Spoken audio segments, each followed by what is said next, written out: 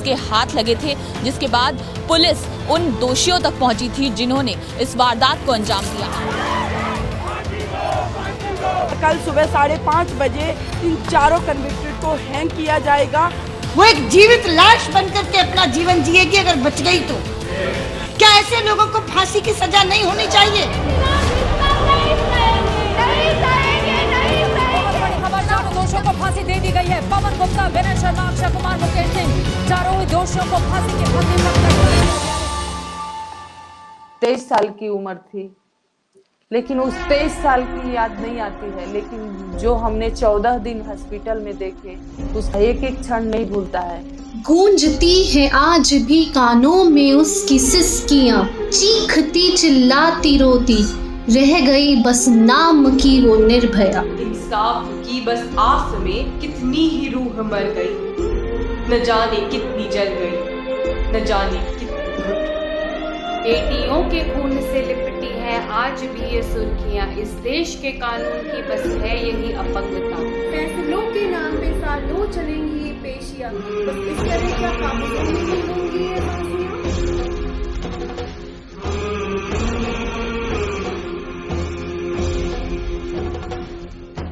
16 दिसंबर 2012 की वो रात ये देश कैसे भूल सकता है, जब इस देश की बेटी निर्भया के साथ वो क्रूर अत्याचार हुआ था। उस घटना ने इस देश को ही नहीं बल्कि पूरे विश्व को झकझोर करके दे दिया। लोग सड़कों पर आए, कैंडल मार्च निकाला, एक उद्देश्य से कि हमारी बेटी को इंसाफ मिले। ना सिर्फ निर्भया को इंसाफ मिले, बल्कि आने वाले समय में किसी भी बहन बेटी के साथ इस तरह का अत्याचार ना हो, इसलिए देश के कानून में बदलाव लाया जाए। उस बदलाव की मांग जब सरकार तक पहुंची तो सरकार ने आनंद फानंद में honourable supreme court of India के रिटायर्ड जज साहब को लगाया और कमेटी बना डाली। उस कमेटी ने कई सारे सजेशनों को दिया, जिस कारण से देश की पार्लियामेंट ने क्रिमिनल लॉ में कई बदलाव लाए। वो बदलाव सिर्फ क्रिमिनल लॉ में नहीं थे, बल्कि जूनियर जस्टिस एक्ट में भी लाए गए। इसलिए अब 18 साल से कम बच्चों को भी एडल्ट ट्राई किया जा सकता है। खैर, ये कई सारे बदलाव लाए गए, धीरे धीरे फास्ट ट्रैक कोर्ट्स बनाए गए। लेकिन सवाल ये उठता है कि क्या ये जो सरकार बदलाव लेकर आई, या जो सरकार ने जो इतनी फास्ट ट्रैक कोर्ट बनाई, क्या ये सफल हो पाई है? क्योंकि आज भी देश में ये केसेस कम नहीं हो रहे हैं, बल्कि समय के साथ बढ़ते जा रहे हैं। तो सवाल ये उठता है कि क्या सरकार विफल हुई है?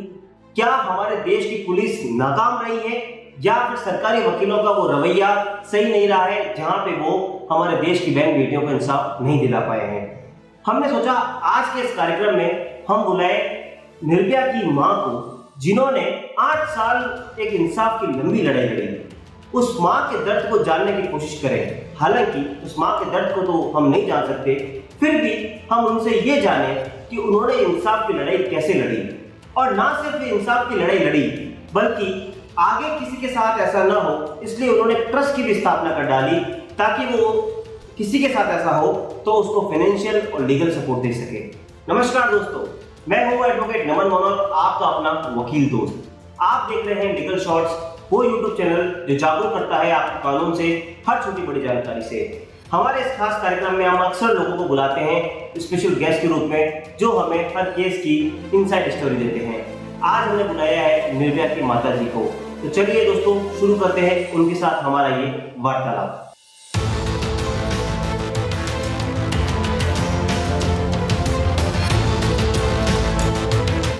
नमस्कार आशा जी, बहुत बहुत स्वागत है आपका हमारे चैनल लीगल शॉर्ट्स पे।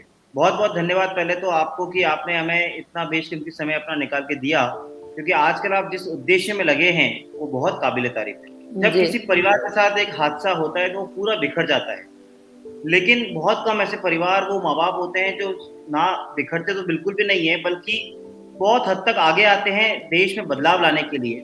आपने अपनी बेटी को ना सिर्फ एक इंसाफ दिलाया, बल्कि और किसी की माओं के साथ या बहनों के साथ या बेटियों के साथ ऐसा कुछ ना हो, उसके लिए जो आपने निर्भया ट्रस्ट बना के जो बीड़ा उठाया है वो बहुत ही काबिल तारीफ है। तो उसके लिए सबसे पहले मैं इस प्रोग्राम की शुरुआत में आपको उसका धन्यवाद ज्ञापित करना चाहूंगा कि आपने कितना अच्छा नोबेल कॉज लिया है तो शायद आज तक सरकार भी नहीं ले पा रही। और मेरा पहला सवाल भी वहीं तक आएगा आपसे। बहुत साल हो गए हैं, 2012 से आज हम 2021 में आ गए हैं। क्या कानून से पीड़ा होती है आपको? लगता है कि कुछ कानून में इतने लूपहोल हैं, मुझे कहना तो नहीं चाहिए कि क्या कानून इतना लंगड़ा है कि इस तरीके से हमारी बेटियों को सहना पड़ता है। क्या आपको क्या लगता है मैम? जी, कानून में तो बहुत खामियां हैं। कानून में क्या, जो हमारी न्याय प्रक्रिया है पूरी की पूरी खामियां है, क्योंकि सब कुछ होते हुए भी आज भी हालात बदतर से बदतर होते जा रहे हैं। किसी को न्याय नहीं मिल रहा है, क्राइम अपने चरम सीमा पे है।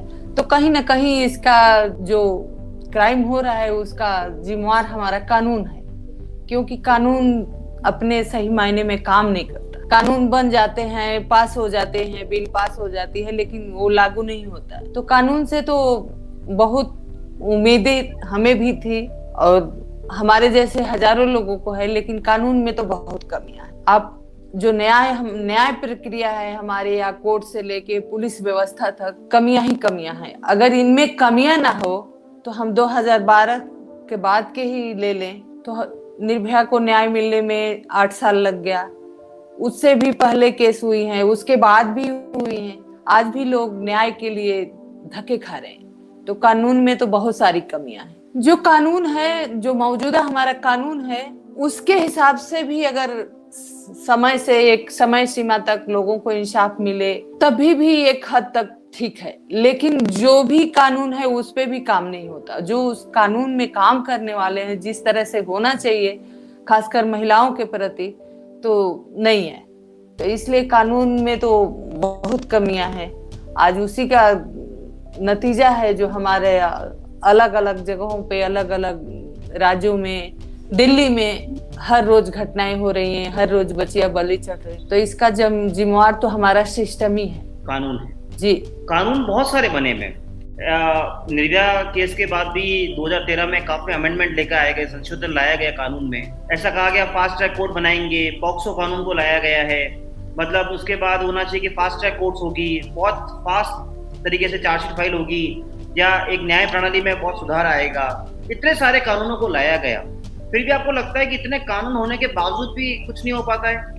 तो रीजन क्या लगता है आपको? क्योंकि आपने बहुत एक लंबी लड़ाई लड़ी है। रीजन तो साफ तौर पे साफ है कि उस पे काम ही नहीं हुआ। फास्ट ट्रैक कोर्ट बनाने को बनी, लेकिन उसमें जज ही नहीं है। तो फास्ट ट्रैक कोर्ट नाम की है, फास्ट कोर्ट ट्रैक में केस चलता नहीं है। आप देखते हैं कि 4-4 साल दिल्ली में, 4-4 साल 5-5 साल से लोअर कोर्ट में केस लटका हुआ है, जो हम लोग जानते हैं।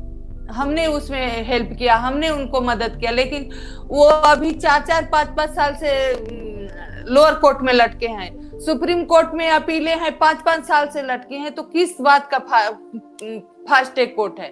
तो फास्ट ट्रैक कोर्ट बोला गया, बनाया गया, लेकिन उस पे काम नहीं हुआ। फास्ट ट्रैक कोर्ट चल नहीं रही है। नहीं तो चल रही होती तो आज स्थिति कुछ और होती। कानून बनाए गए, सख्त कानून बनाए गए, लेकिन आप सख्त कानून के तहत सजा किसको मिली, किसको इंसाफ मिला? हमारे साथ घटना हुई 2012 में, बच्ची के साथ घटना हुई। हमने इस केस को कंटिन्यू लड़ा, हमने एक दिन भी नहीं बैठे घर में, इसको कंटिन्यू लड़े, फिर भी 8 साल लग गए। आपने देखा कि किस तरह से इसमें लड़ाइयां लड़नी पड़ी, किस तरह से दिक्कतें उठानी पड़ी। खास करके कानून है, फास्को कानून है, उसमें ये है कि फांसी सुना दी जाती है, लेकिन कितनों को फांसी होती है? कहाँ फांसी होती है? बरसों बाद निर्भया केस में 4 को फांसी हुई, उसके पहले उसके बाद में उसके कितने केसें हुई? फांसी हुई जिस केस में फांसी हुई है, किसी का अपील लटका हुआ, किसी का रिव्यू लटका हुआ है, किसी का कल फांसी होना है तो कोई अपील लगाया है, वो लटका हुआ है। तो फांसी सुना देना और फांसी देना दोनों बहुत अलग अलग पहलू है, अलग अलग बात, और हम अलग अलग बात है। अब हमारा ही देख लीजिए, जब उनको फांसी का डेट पहला पड़ा तो किस तरह से कानून को तोड़ मरोड़ करके पेश किया गया। लेकिन उनका तो अधिकार है, या उनको मौका दिया गया कि नहीं, उनका अधिकार है वो करे, लेकिन उनको करने का, इतना तोड़ मरोड़ करने का मौका किसने दिया? हमारा कानून ने दिया। क्योंकि कानून तो है कि नहीं, फांसी सुना दी गई, उनको फांसी होनी चाहिए, लेकिन फांसी होने के लिए एक समय सीमा होना चाहिए कि नहीं, उनकी रिव्यू के इतनी सीमा होनी चाहिए, उनका इतने दिन में कर सकते हैं। लेकिन नहीं, रिव्यू अगर वो 5 साल भी नहीं करे तो उनको कोई नहीं कहेगा कि नहीं वो करो। तो एक सीमा होनी चाहिए। तो कानून है, कानून में कानून की तरह काम हो, कानून की तरह लोगों का केस में सुनवाई हो, ट्रायल हो, एक समय सीमा हो, तभी तो किसी के मन में डर होगा। आज कानून का किसके मन में डर है? किसी के मन में डर नहीं है। कई बार हमारे सामने सवाल आता है कि निर्भया केस में उनको फांसी हो गई तभी क्राइम हो रहे। अरे एक केस में फांसी हो गई, हजारों केस कोर्ट में लटके हुए हैं, हजारों बच्चियां मर गई हैं। तो जिस रफ्तार से क्राइम हो रहा है उस रफ्तार से उनको सजा दो। जिसको फांसी मिली हुई है उनको फांसी दो, जो भी जिसको सजा बनती है उनको सजा दो, इंसाफ दो, तब क्राइम रुकेगा। अगर मान ले 50 साल बाद एक केस में किसी को फांसी हो गई तो उससे थोड़ी क्राइम। तो कहीं ना कहीं हमारा यही मानना है, आज भी जब भी क्राइम होता है तो हम बात करते हैं, चैनल पे बात करते हैं, हम मानसिकता बदलते हैं, हम कानून सख्त करते हैं।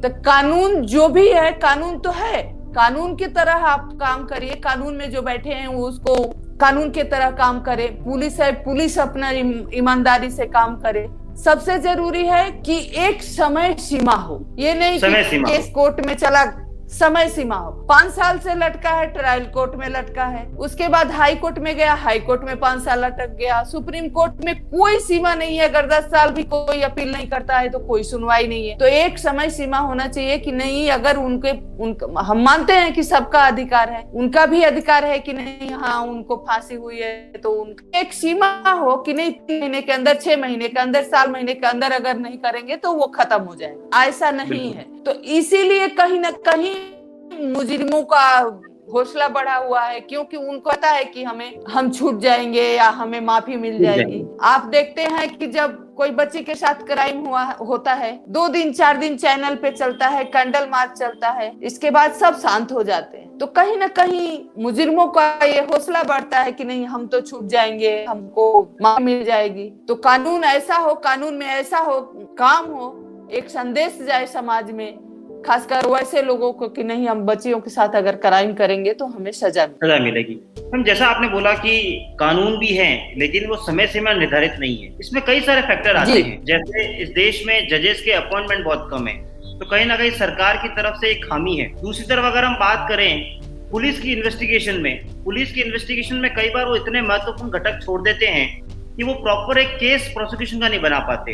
और अगर पुलिस चार्जशीट फाइल भी कर दे तो जो सरकारी वकीलों का जो रवैया है, जिस हिसाब से वो लोग काम करते हैं, उसका नतीजा ये है कि आज मोस्टली केसेस में लोगों को एक्विटल मिल रहा है, उनको कोर्ट रिहा कर रही है, सजा होने की जो रेट है वो बहुत कम है। तो आप क्या इस बात से इत्तेफाक रखते हैं कि सरकारी वकीलों का रवैया या जो पुलिस का रवैया है वो सिस्टम को लेके बिल्कुल खराब है? जी बिल्कुल हम मानते हैं, बिल्कुल मानते हैं कि क्योंकि केस तो यहीं से खराब होती है। वो समय को खींचते रहते हैं, समय को खींचते रहे, लंबा करते रहते हैं, ये इसका फायदा मुजरिमों को मिलता है। तो कहीं ना कहीं कोई भी केस होता है, अगर सही मायने में जांच पड़ताल नहीं हुई, पुलिस अपना, कई बार होता है, आजकल तो देख रहे हैं कि बच्ची के साथ क्राइम हुआ, उसको मार दिया गया, पता ही नहीं लगा, जला दिया गया। अभी एक केस हम पूर्णिया की है हमारे पास, उसमें पुलिस की कमी के वजह से जो लड़की मर गई उसका सैंपल तक केस में नहीं लगा है। जो सामान बरामद हुए हैं, जो जिससे कत्ल हुआ है, तो वो किससे मिलाया जाएगा? इसके वजह से हाई कोर्ट ने 3 या 4 मुजरिम है, लोअर कोर्ट ने फांसी की सजा दी, हाई कोर्ट ने छोड़ दिया कि ये तो लड़की का सैंपल नहीं है, तो किससे मिला? तो ये किसकी कमी है? पुलिस की कमी है। लड़की मर गई, लड़की के साथ क्राइम हुआ, और भी केस जब सैंपल ही नहीं मिलेगा, जला दिया जाएगा, सब कुछ खत्म कर दिया जाएगा, तो कहीं ना कहीं उनका मनसा होता है कि नहीं मुजरिम बच जाएंगे, मुजरिम छूट जाएंगे। आगे वो छूटते हैं, फिर दूसरे के साथ करते हैं, या वो बची है तो उसी पे दोबारा अटैक करते हैं। तो कहीं ना कहीं ये कानून, यहाँ पे पुलिस की कमी है कि पुलिस अपना जिस तरह से जांच होनी चाहिए, सबूत इकट्ठा होना चाहिए, नहीं होता है, केस कमजोर हो जाती है। वकील कोर्ट अगर किसी तरह कोर्ट में भी चला गया, चार्जशीट भी लग गई, तो तारीख पे तारीख जाती है, समय लंबा खिंचता जाता है, 2 साल 4 साल 10 साल हो जाता है। हमारी पुलिस व्यवस्था है ये इसमें बहुत खामियां हैं। जब तक ये ठीक नहीं होगा तब तक शायद हम बच्चियों को सुरक्षित नहीं कर पाएंगे।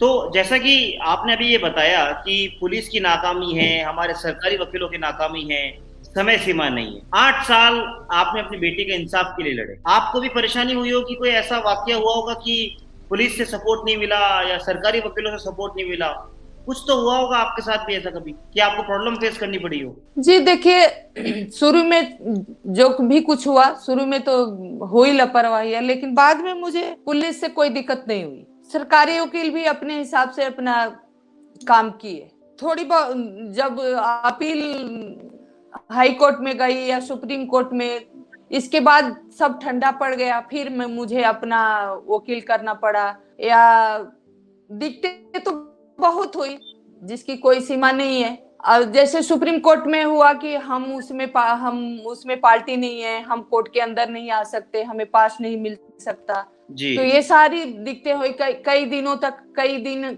केस जब सुनवाई होती थी तो हम बाहर बैठे रहते थे, पार्क में बैठे रहते थे सुप्रीम कोर्ट में जी। लेकिन जिस कहते हैं ना कि जिस रास्ते पे हम चलते हैं तो रास्ता हमें खुद तय करना होता है या मिलता है रास्ता। तो हमने फिर अपील लगाई, हमने पार्टी बनी, हमने अपना वकील किया, तो फिर हम अपने हिसाब से, हालांकि हम बहस सरकारी वकील ही करते थे, लेकिन हमारा भी जो पॉइंट होता था हमारा वकील हमको हमारे लिख के दे देते थे, या बताना होता था बता देते थे। तो दिक्कते बहुत है। सबसे दिक्कते ये है कि सुरक्षा मुद्दे रखते हुए या कोई कारण से जिस विक्टिम का केस है वही वहां पे नहीं जा सकता, तो पता ही नहीं लगता है कि सरकारी वकील कब आए, कब बोले, कब क्या बोले।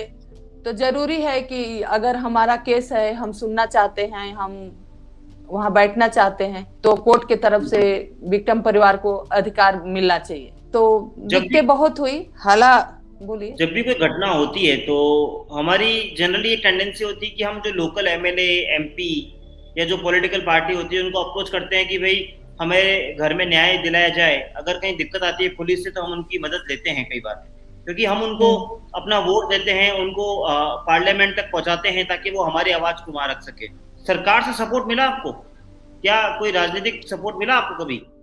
देखिए, गए तो हम सबके पास, लेकिन सपोर्ट मिला। अगर सरकार नहीं करती, सपोर्ट नहीं करती तो उनको सजा कैसे मिलती। लेकिन इस सब के बावजूद भी इतना समय लग जाना, यहाँ पे दिक्कत हुई।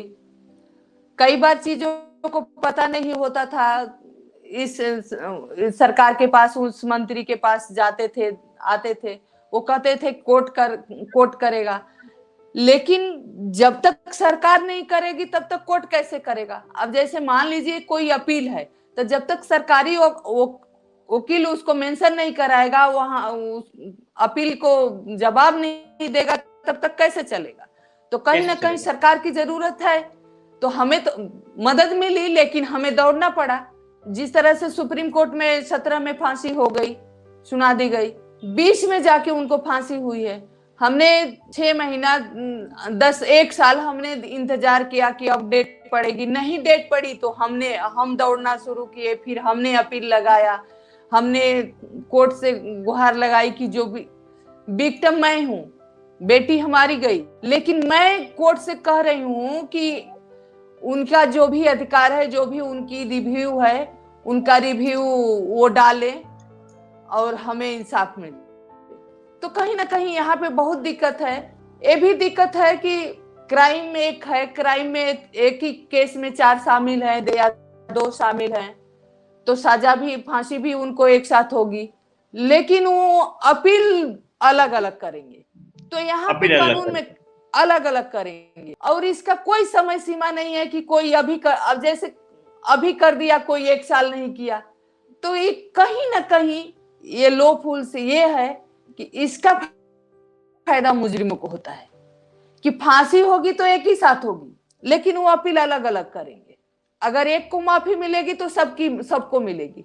तो कहीं ना कहीं यहाँ पे कंफ्यूज है कि आखिर ऐसा क्यों है, सरकार ऐसा कानून या ऐसा जेल मैनुअल क्यों रखा है। तो कहीं ना कहीं ये रास्ता है कि नहीं, फांसी सुना दी जाती है, हमको भी तसल्ली हो जाती है, जैसे हमारे जैसे और लोग भी हैं कि उनको फांसी हुई है। लेकिन यहाँ पे बहुत खामियां है कि आखिर अगर फांसी हुई है तो होती क्यों नहीं है। तो होती इसलिए नहीं है कि उनको पता है कि 10 साल अच्छा ये भी है, अगर फांसी सुना दी गई है 10 साल 15 साल 20 साल बीत गया तो अब उनको माफी मिल जाएगी। कमियां कानून की है, कमियां सरकार की है कि उस केस को फॉलो नहीं किया, लेकिन इसका नुकसान विक्टिम परिवार को भुगतना पड़ेगा कि उनको माफी मिल गई। यहाँ पे आके हमें कानून में कमियां नजर आती है, तो यहीं पे हम इस चैनल के माध्यम से जो भी यूट्यूब है कि हम यहीं पर चाहते हैं कि ये सब क्लियर हो, एक समय सीमा हो कि नहीं, कोई भी अगर अपना कोई विक्टिम के साथ अगर क्राइम हुआ है तो उसको फाइनली उसको इंसाफ मिल सके, उस परिवार को इंसाफ मिले। क्योंकि घटना तो एक बार हो जाती है, जिसको मरना है एक बार मर गया, लेकिन जो पीछे बचता है वो तिल तिल मरता है, हर रोज मरता है, हर जगह पे मरता है, क्योंकि उसको हर जगह प्रूफ करना पड़ता है कि नहीं हमारे बेटी के साथ ऐसा हुआ, हमारे साथ ऐसा हुआ। तो ये बहुत दुख होता है। तो कहीं ना कहीं सजा भी उसी परिवार को मिलता है जिस परिवार के साथ घटना हुई। तो कहीं ना कहीं ये सरकार को या हमारी न्याय व्यवस्था को, अगर बच्चियों को वाकई में सुरक्षित करना चाहते हैं, आप इंसाफ देना चाहते हैं, समाज को एक सुरक्षित समाज देना चाहते हैं, तो आपको कानून में बदलाव होना चाहिए। कोर्टे बना दिए तो फर्स्ट कोर्ट चलाइए, जज नहीं है तो उसमें जज भरिए, लेकिन जब तक ये सब नहीं होगा तब तक तो सर बहुत मुश्किल है। सही बात है। एक पीड़ा जो होती है मुझे, जब इस तरह का कुछ होता है, किसी बहन बेटी के साथ कुछ गलत होता है, तो कुछ राजनीतिक लोग आकर ऐसा कमेंट करते हैं कि उस बेटी को ये ध्यान रखना चाहिए था, उसको ये नहीं करना चाहिए था।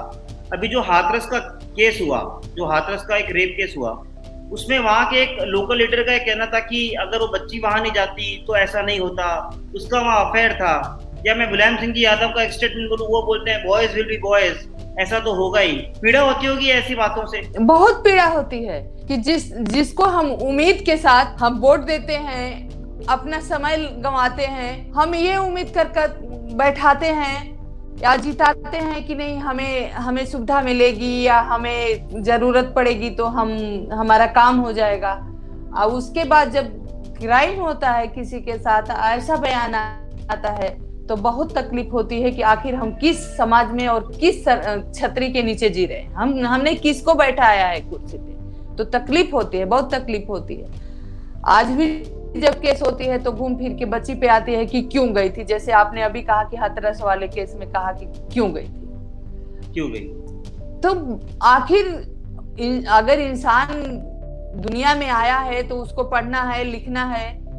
अगर जो खेत में काम करते हैं तो वो खेत में काम नहीं करेंगे तो कहाँ से रोटी खाएंगे, तो उनको जाना है। लेकिन तो ये छोटी सोच दर्शाता है। बच्ची का छोटा कपड़ा नहीं है कि बच्ची या लड़की महिला है, छोटा कपड़ा पहन के गई तो आप उसके साथ रेप कहा, ये किस कानून में लिखा है, किसने अधिकार दिया है? तो आपके नजर छोटी है, आपका सोच छोटा है कि आप कह रहे हैं कि लड़की की गलती है, लड़की क्यों गई, लड़की छोटे कपड़ा पहने। तो जो भी ऐसा करता है उसकी सोच जो है छोटी है। बच्ची का कपड़ा छोटा नहीं है, उसकी सोच छोटी है, तो इसलिए ऐसा बयान देते हैं। तो कहीं ना कहीं उनके सगे संबंधी हैं या वो अपने वोट के चक्कर में उन मुजरिमों का सपोर्ट करते हैं कि हमारा वोट बैंक बना। ना सिर्फ राजनीतिक लोग, बल्कि लोग जिनको पूछते हैं, मैं अगर सीधा सीधा नाम भी लूं तो आसाराम बापूजी का मैंने वो स्टेटमेंट पढ़ा था जहां उन्होंने अपनी बेटी, हमारे इस केस में ऐसा बोला था। तो जो ये धर्म गुरु होते हैं, ये भी अगर इस तरह की बात करते तो दर्द तो पहुंचता ही होगा। दर्द तो पहुंचता है, लेकिन दर्द से भी ऐसे बातें सुन के ऐसे लोगों को जिसको हम भगवान की तरह लोग पूजते हैं, भगवान की तरह विश्वास करते हैं, उनके से ऐसा बयान आता है तो घृणा होती है कि हम अपना सर कहाँ पटक रहे हैं। आज जो भी उन्होंने बोला, आज देख रहे हैं कि उसकी सजा कैसे भुगत रहे हैं, दुनिया के सामने है। तो तकलीफ होती है, लेकिन उन लोगों को कोई फर्क नहीं पड़ता है, क्योंकि उनका काम ही यही है। आपको जो भगवान बना के पूछता है, भगवान के जगह पे पूछता है, आप एक बच्ची के साथ ऐसा करते हैं, किसी के साथ ऐसा हुआ, आप ऐसा बयान देते हैं, तो आप तो इंसान, भगवान क्या इंसान कहलाने के लायक भी नहीं है। इंसान के नाम पे ही कलंक है। कलंक बाबा तो दूर की बात है। बिल्कुल सही बात है। सरकार वादे करती है कि जितना मैं पढ़ रहा था, अखिलेश यादव ने एक वादा किया था कि कुछ पैसा दिया जाएगा निर्भया की फैमिली को, सरकारी जॉब दी जाएगी। क्या वादे निभाती है सरकार इस तरह का, ये जो पॉलिटिशियन वादे करते हैं? बिल्कुल नहीं, बिल्कुल नहीं, बिल्कुल नहीं।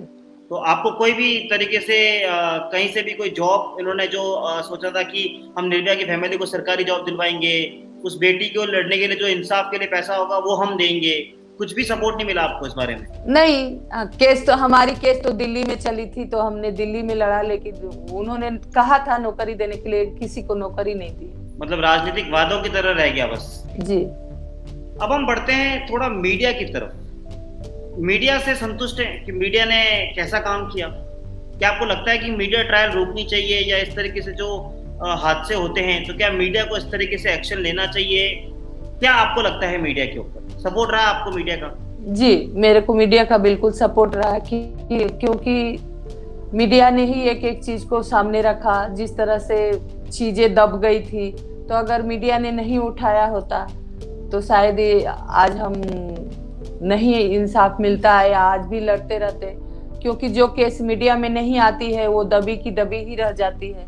तो कहीं ना कहीं मीडिया भी हमारा एक इसमें बहुत मायने रखता है, बहुत महत्वपूर्ण हिस्सा है कि जब मीडिया में जो भी केस आई तो उसका केस चला या उसको इंसाफ मिला, लेकिन जो केस मीडिया में नहीं आती है तो वो खत्म ही हो जाती है। तो कहीं ना कहीं जिस तरह से पुलिस का रोल है, सरकार का रोल है, तो कहीं ना कहीं एक बहुत महत्वपूर्ण रोल मीडिया का भी है। तो मैं तो मानती हूँ कि मीडिया ने भी हमें बहुत सपोर्ट किया, बहुत साथ दिया। खासकर जो लड़कियां थी, बच्चे लड़के थे, तो वो सब बहुत सपोर्ट किए हैं। जीवन चलते रहने का नाम है। अब अगर हम आगे की तरफ बढ़े, अब जो हो गया सो हो गया, लेकिन अब आप जो आगे बढ़ने की जो आपने एक मसाल उठाई है, जो निर्भया ट्रस्ट को एक स्थापना कर अगर आप हमारे दर्शकों को वो बता पाएं कि निर्भया ट्रस्ट को स्थापित करने के पीछे आपका क्या उद्देश्य है, आप क्या एम है, आपका क्या बदलाव लाना चाहते हैं, अगर उस ट्रस्ट के उद्देश्य और अभी तक आपने क्या क्या उसमें कार्य किया है, वो अगर आप हमारे दर्शकों को बताएंगे तो शायद आम जनता को बहुत फायदा मिलेगा। जी, हमारा इसका स्थापित करने का एक ही मकसद था कि हम लोगों तक पहुंचे, हमारी आवाज लोगों तक पहुंचे, लोग जुड़े। हमारा यही था कि जिस तरह से हमारे बच्ची के साथ घटना हुई, जो चीजें हमने देखी, हमारे सामने बच्ची तड़पती रही, एक एक सांस टूट गई, तो हमारा यही मकसद था कि शायद अब ऐसा कभी किसी बच्ची के साथ ना हो। तो हम लोगों से जुड़ेंगे, सब लोग मिलके हम आवाज उठाएंगे, बात करेंगे। आज भी हम इसी पे काम करते हैं। बहुत सारे बच्चे हमारे साथ जुड़े हैं, वॉलंटरी काम करते रहते हैं।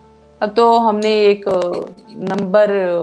हेल्पलाइन नंबर वो इशू किया है कि जो भी छोटी मोटी कोई दिक्कत होगी तो उस पे फोन करेंगे और हम उसको, हमारा तो मकसद यही है कि जो भी जिसके साथ कुछ हुआ उसको इंसाफ मिले और आगे किसी के साथ ना हो, क्योंकि बहुत मन दुखता है। छोटे छोटे बच्चियों के साथ होता है, ऐसे महिलाओं के साथ होता है।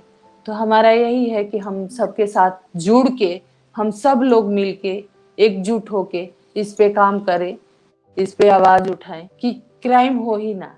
हालांकि कहना आसान है, बहुत मुश्किल है, पता नहीं वो कब दिन आएगा कि हमारी बच्चियां सुरक्षित होगी, लेकिन हम अपनी कोशिश हमेशा करते रहे। बिल्कुल सही बात है। और ये जो आपने उद्देश्य उठाया है बहुत ही काबिल तारीफ है। मतलब जो काम सरकार को करना चाहिए था वो कहीं ना कहीं सरकार विफल होती है, तभी आम जनता को आगे आना होता है और इस तरह के कार्यों को लेना होता है। मुझे बहुत खुशी है कि हम उस तरफ बढ़ रहे हैं कि किसी की बहन बेटी के साथ ऐसा ना हो, इसलिए कि ऐसे एनजीओ की स्थापना की गई है और आप उसमें ज़रूर लोगों की हेल्प करते हैं। आप उसमें लीगल और हर तरीके से सपोर्ट करते हैं। मैंने इसके बारे में बहुत पढ़ा है और मैं अपने दर्शकों को भी उसका नंबर प्रोवाइड कराऊंगा अपने इस यूट्यूब चैनल के माध्यम से, ताकि कभी किसी बहन बेटी को कोई प्रॉब्लम हो तो वो आप तक पहुंचकर सपोर्ट ले सके, ताकि जो हो गया सो हो गया, लेकिन एटलीस्ट किसी बच्ची को इंसाफ मिले। क्योंकि मुझे वो आपकी बात याद है, आपने एक इंटरव्यू में कहा था जब सफदरगंज हॉस्पिटल में निर्भया थी तो उसने कहा था कि मैं बचा पाऊं नहीं पाऊं, लेकिन मैं तेरे लिए लड़ूंगी इंसाफ के लिए। वो जो आपकी बात थी, शायद आप उस पर आज आगे बढ़ रहे हैं। जी, हमारा जिस तरह से हमने अपनी बेटी का तकलीफ देखा हमारे सामने, वो तड़प तड़प के उसकी सांसें एक एक सांस खत्म हो गई। 12-13 दिन बच्ची जिंदा थी, एक बूंद पानी के लिए तरस गई। वो दिन हमें आज भी नहीं भूलता है जब बच्ची के साथ घटना हुई थी। 23 साल की उम्र थी, लेकिन उस 23 साल की याद नहीं आती है, लेकिन जो हमने 14 दिन हॉस्पिटल में देखे उसका एक एक शब्द कभी नहीं भूलता है, एक एक क्षण नहीं भूलता है। तो हमें वही हम यही कहते हैं कि हमारी गुरु और हमारी प्रेरणा हमारा बेटी का तकलीफ ही है, हमारी बेटी है, जो हमें ताकत देता है कि हम दूसरे बच्चियों के लिए कुछ कर सकें या उसके लिए आवाज उठा सकें। तो हमारा आगे का भी यही है कि हम एक भी बच्ची को अपने काम से, अपने कर्म से अगर बचा पाएं तो हमारा जीवन सफल हो जाए। निर्भया कुछ आपको जाते जाते कुछ बोल के गई थी कि मम्मी मुझे इंसाफ चाहिए, कि आप मेरे लिए लड़ना, या ये प्रेरणा आपको खुद को आई कि ऐसा आप ट्रस्ट बनाएंगे? नहीं, उन्होंने भी बोला था कि उनको ऐसी सजा होनी चाहिए। सजा क्या, उनको जिंदा जला देना चाहिए कि दोबारा ऐसा कोई दूसरे लड़की के साथ ना करे। ये उन्होंने बयान में भी कहा था, हमसे भी कहा था।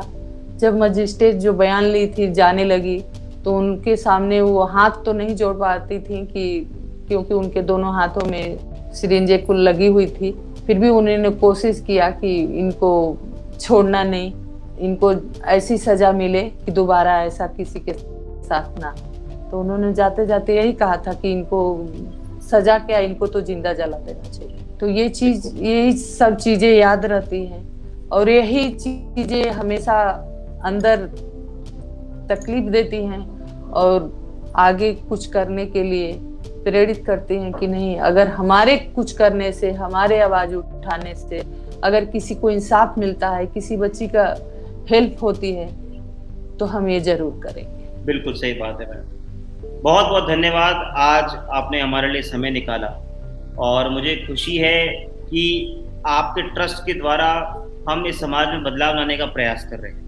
और इस चैनल के माध्यम से भी मैं आपसे एक आग्रह करना चाहूँगा कि हम लोगों तक फ्री कानूनी हेल्प पहुँचाते हैं। अगर आपको लगे कि आपके ट्रस्ट के माध्यम से कि हमारी टीम आपके लिए किसी भी तरीके से कोई कानूनी मदद कर सके, तो शायद हम भी इसमें कुछ कंट्रीब्यूट करना चाहेंगे। थैंक यू, बहुत बहुत धन्यवाद। बहुत बहुत धन्यवाद मैम आपका समय देने के लिए। Thank you so much ma'am.